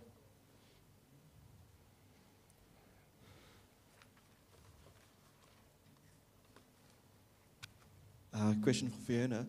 I'm hoping I heard you correctly, but I think you said that if something isn't regulated, then you write a document and give it to the regulator so that it can become regulated. Why, if something isn't regulated, why get it regulated? What is your thought process on that? Because yes, getting regulated the way you want it, but then you kind of can't really change your mind afterwards so much. Okay, when something is not regulated, and there is potential that it will be regulated, because when we check with maybe Tanzania or Uganda, they have a regulation around that particular area, then we take advantage and draft a regulation, a document, and give to the regulator. So that then, at the end of the day, we have influenced it so that, but we are influencing it to be able to ensure that it works for our advantage. So then there is a regulation in place, but it was the entire document, probably say the entire document was drafted by the operators, and we have given it to the regulator, who then reads through, and if they are okay with it, there will be no changes to it, but it will be added into the regulations. What that does is we have control over what the regulator is regulating. If we don't do that, they are probably going to look at what the regulation is in Tanzania or in Uganda, and maybe it is not as conducive for operators in those countries as it should be, and draft it along those lines. So we then come in running and we present a proposal that looks correct, suitable, and can easily be accepted by all parties. Because either way, it's an issue that needs licensing, that will be licensed. Well, there's a history to what Fiona is leading to, and the history is that KIXP is the only licensed exchange point in the world. And when the KIXP was first set up, it was by mutual agreement that the exchange point is a good thing. They went to the regulator agreed, and the exchange point was set up. 2 weeks later, the regulator came and shut down the exchange point because it was in breach of somebody's license. So it took a whole year for the exchange point to be established, and it came up and had to acquire a license. So as a result, a lot of things that happen in Kenya, despite the fact that we discuss and we agree with the regulator, the formality of the fact that it has to be in law, just in case that to prevent from any eventuality happening. So it's quite common for everything that goes through the policy discussion ends up being documented. Painful process, yes, but we've learned and we've come out the wiser that way. Okay. Any questions over here? Okay, back to the AU. Thank you. It's just a comment, just to clarify. We are not planning to build anything. We are supporting the existing. Two is we've realized that at times the government may have to come in just to serve as a catalyst. For example, we all have visions. We start from the t-shirts here by 2020, 80% local traffic. Yes, indeed, private sector is the key. If it does it, we are all happy. But where we can chip in, why not? Thank you. Okay, maybe one more in the back. And oh, sorry. Okay, sorry, I have a question as well. Because the essence of the discussion is all about content, I want to find out if there are content providers, apart from Mike here, if there is anything we can do to attract you, please, we would like to hear from you. Thank you. Wait, I have a question. Allow me to let you know, Muhammed, that there is Akamai somewhere in this room. And if you've not spoken to them, I'll gladly introduce on the next panel, too. So the next panel will have... I have a question for to Fiona and Muhammed. That's use a cache server, Google cache server. You both use a cache server. Hello. What I want to know, how you share the cost the cost for the Google cache. Okay. I know that Shall I answer that one? 'Cause I know how it local works. cost, you have a member fee. No? But to pay Google for the update Google cache, I want to Maybe know I how should you answer. share it. Maybe I should answer this because I know how the cache, how Google content is delivered in both Kenya and Nigeria. And if, by the way, a plug for Michael's report done in conjunction with the Internet Society, you can read all about it in there as well, and it's a very interesting and useful report as well. So in Kenya, a wholesale network provider in Kenya kindly offered to host a Google cache and to make it available to members on the Internet Exchange. I believe they do that free of charge. They did that because they wanted to be perceived as a player in content in that market, as they wanted to be perceived as a larger wholesale provider.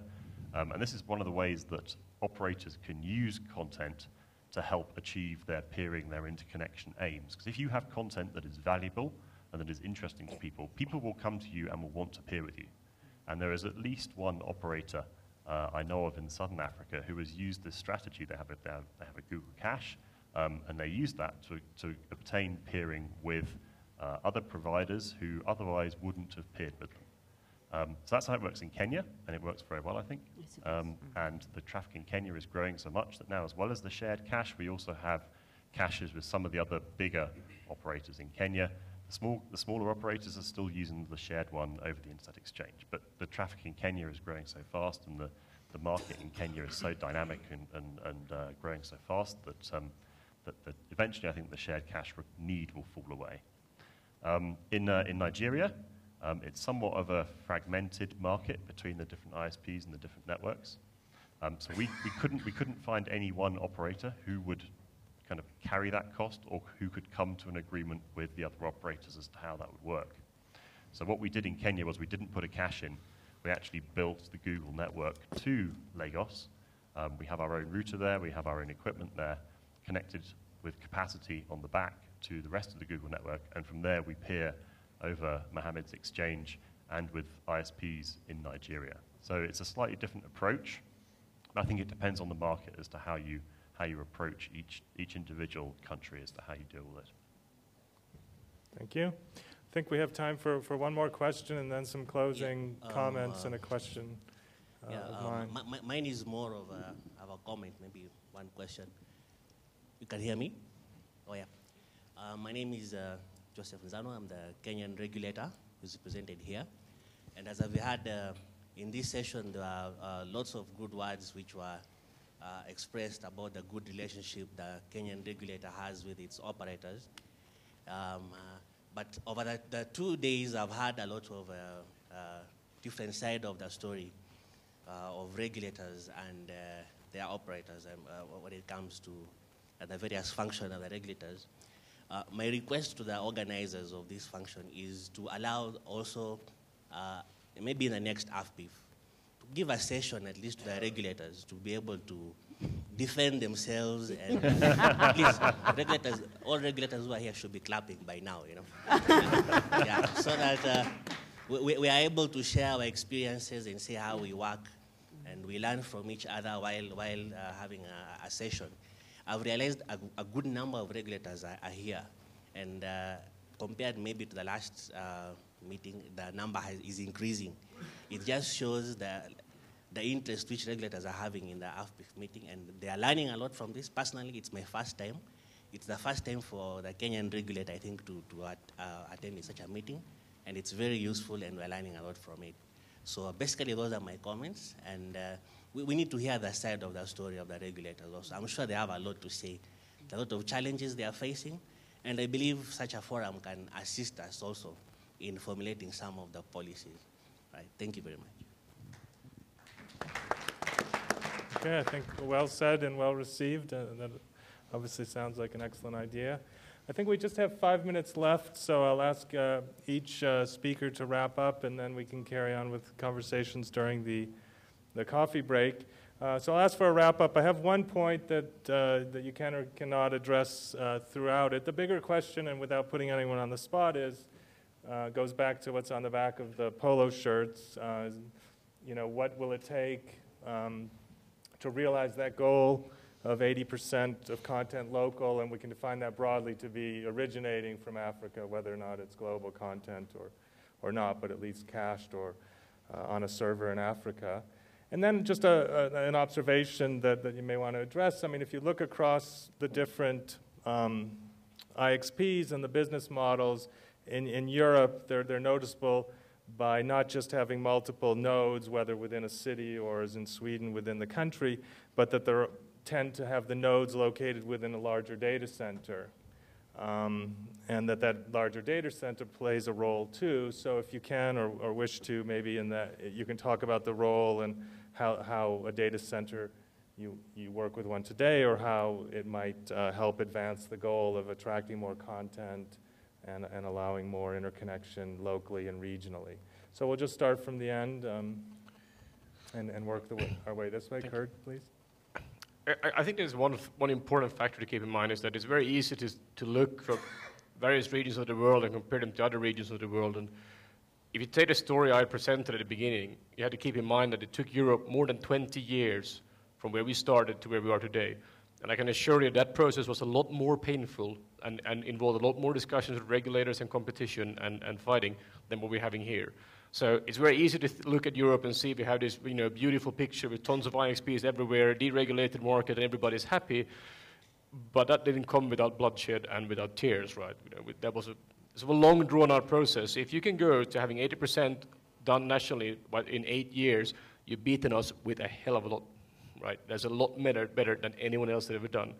And I think that forums like AfPIF are extremely important, and we've seen how it's grown and how this has evolved and is helping this. And I think it's one of the best things you can do is having these meetings where you all get together, and so I think it's an excellent idea to have the panel session with regulators as well, but bringing all the stakeholders together and talking about how to bring this further.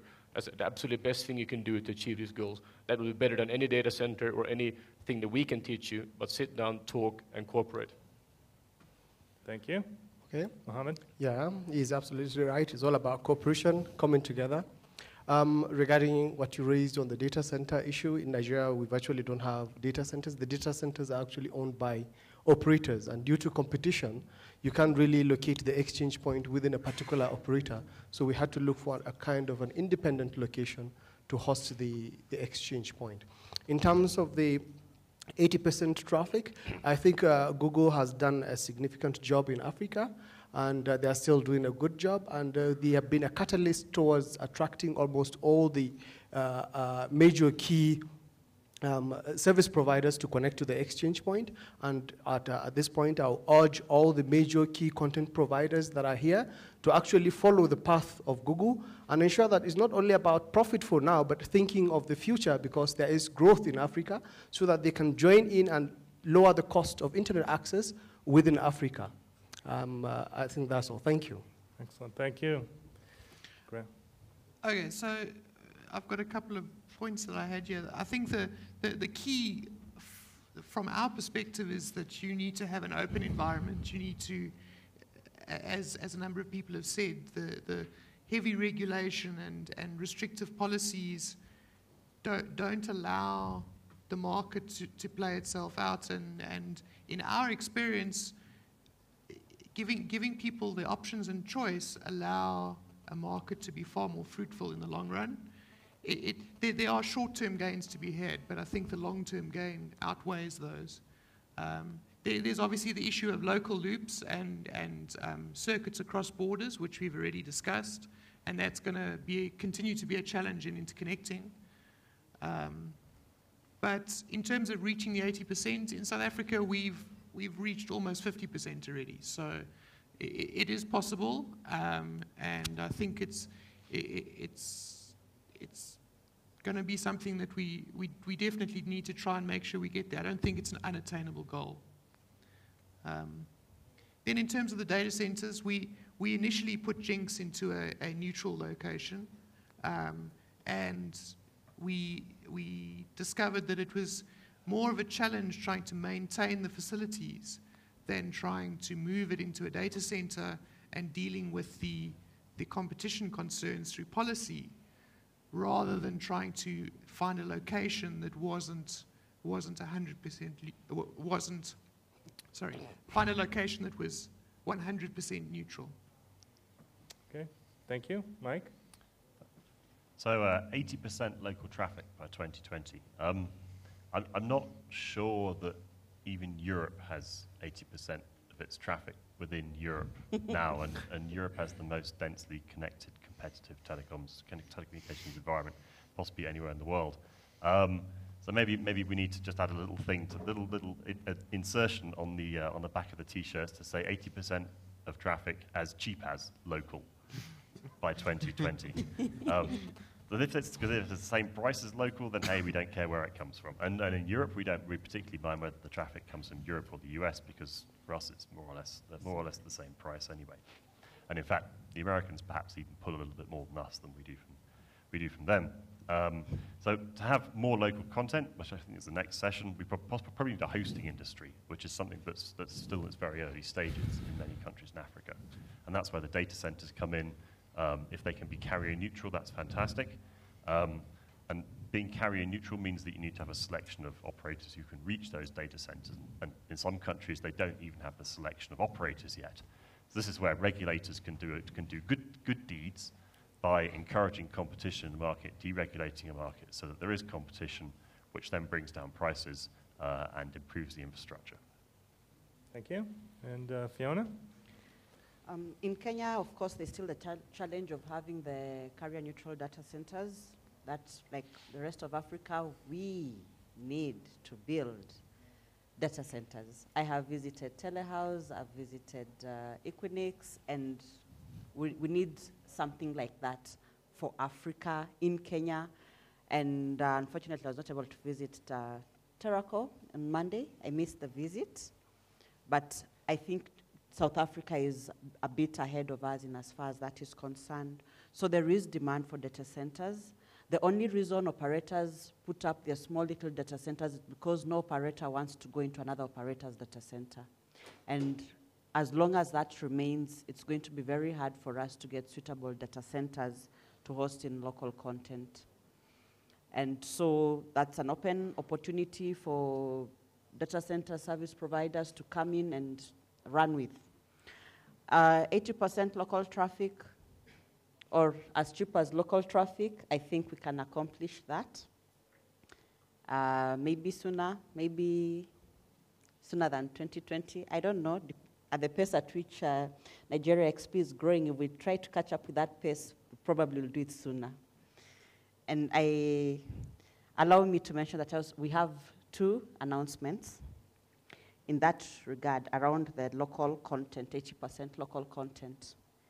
Since the first AfPIF in 2010 in Nairobi, KIXP has been attending these meetings to try and identify suitable partners to work with. And there is, one partner was easy, Netnod. Netnod was easy to work with, and they've been very supportive. They pay for us our subscription at the European IXP Association. And they've continued to support us and have pledged again during this AfPIF that they'll continue to support. And in addition to that, they will help us attend the next European IXP Association meeting by offering fellowship to KIXP.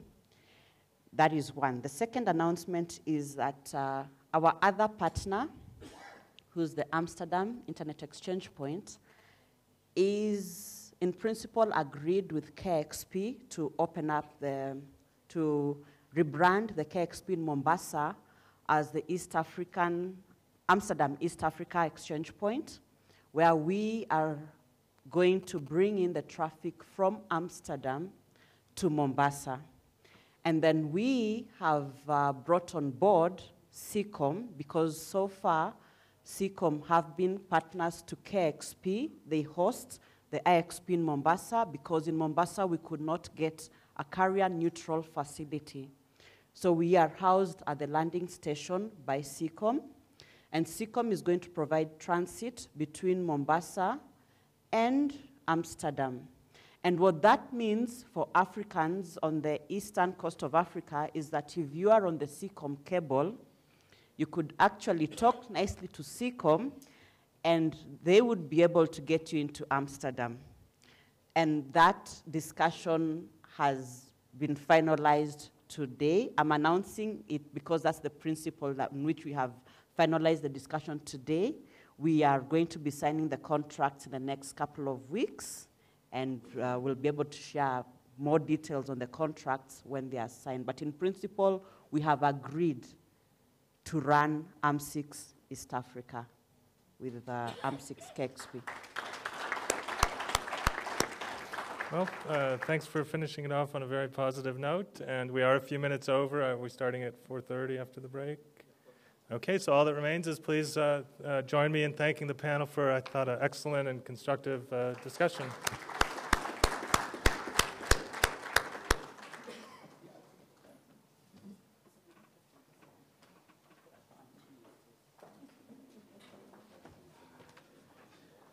Thank you very much. We should also take the time to appreciate the Michael Kende for his expert moderation of the panel. Thank you very much, Michael.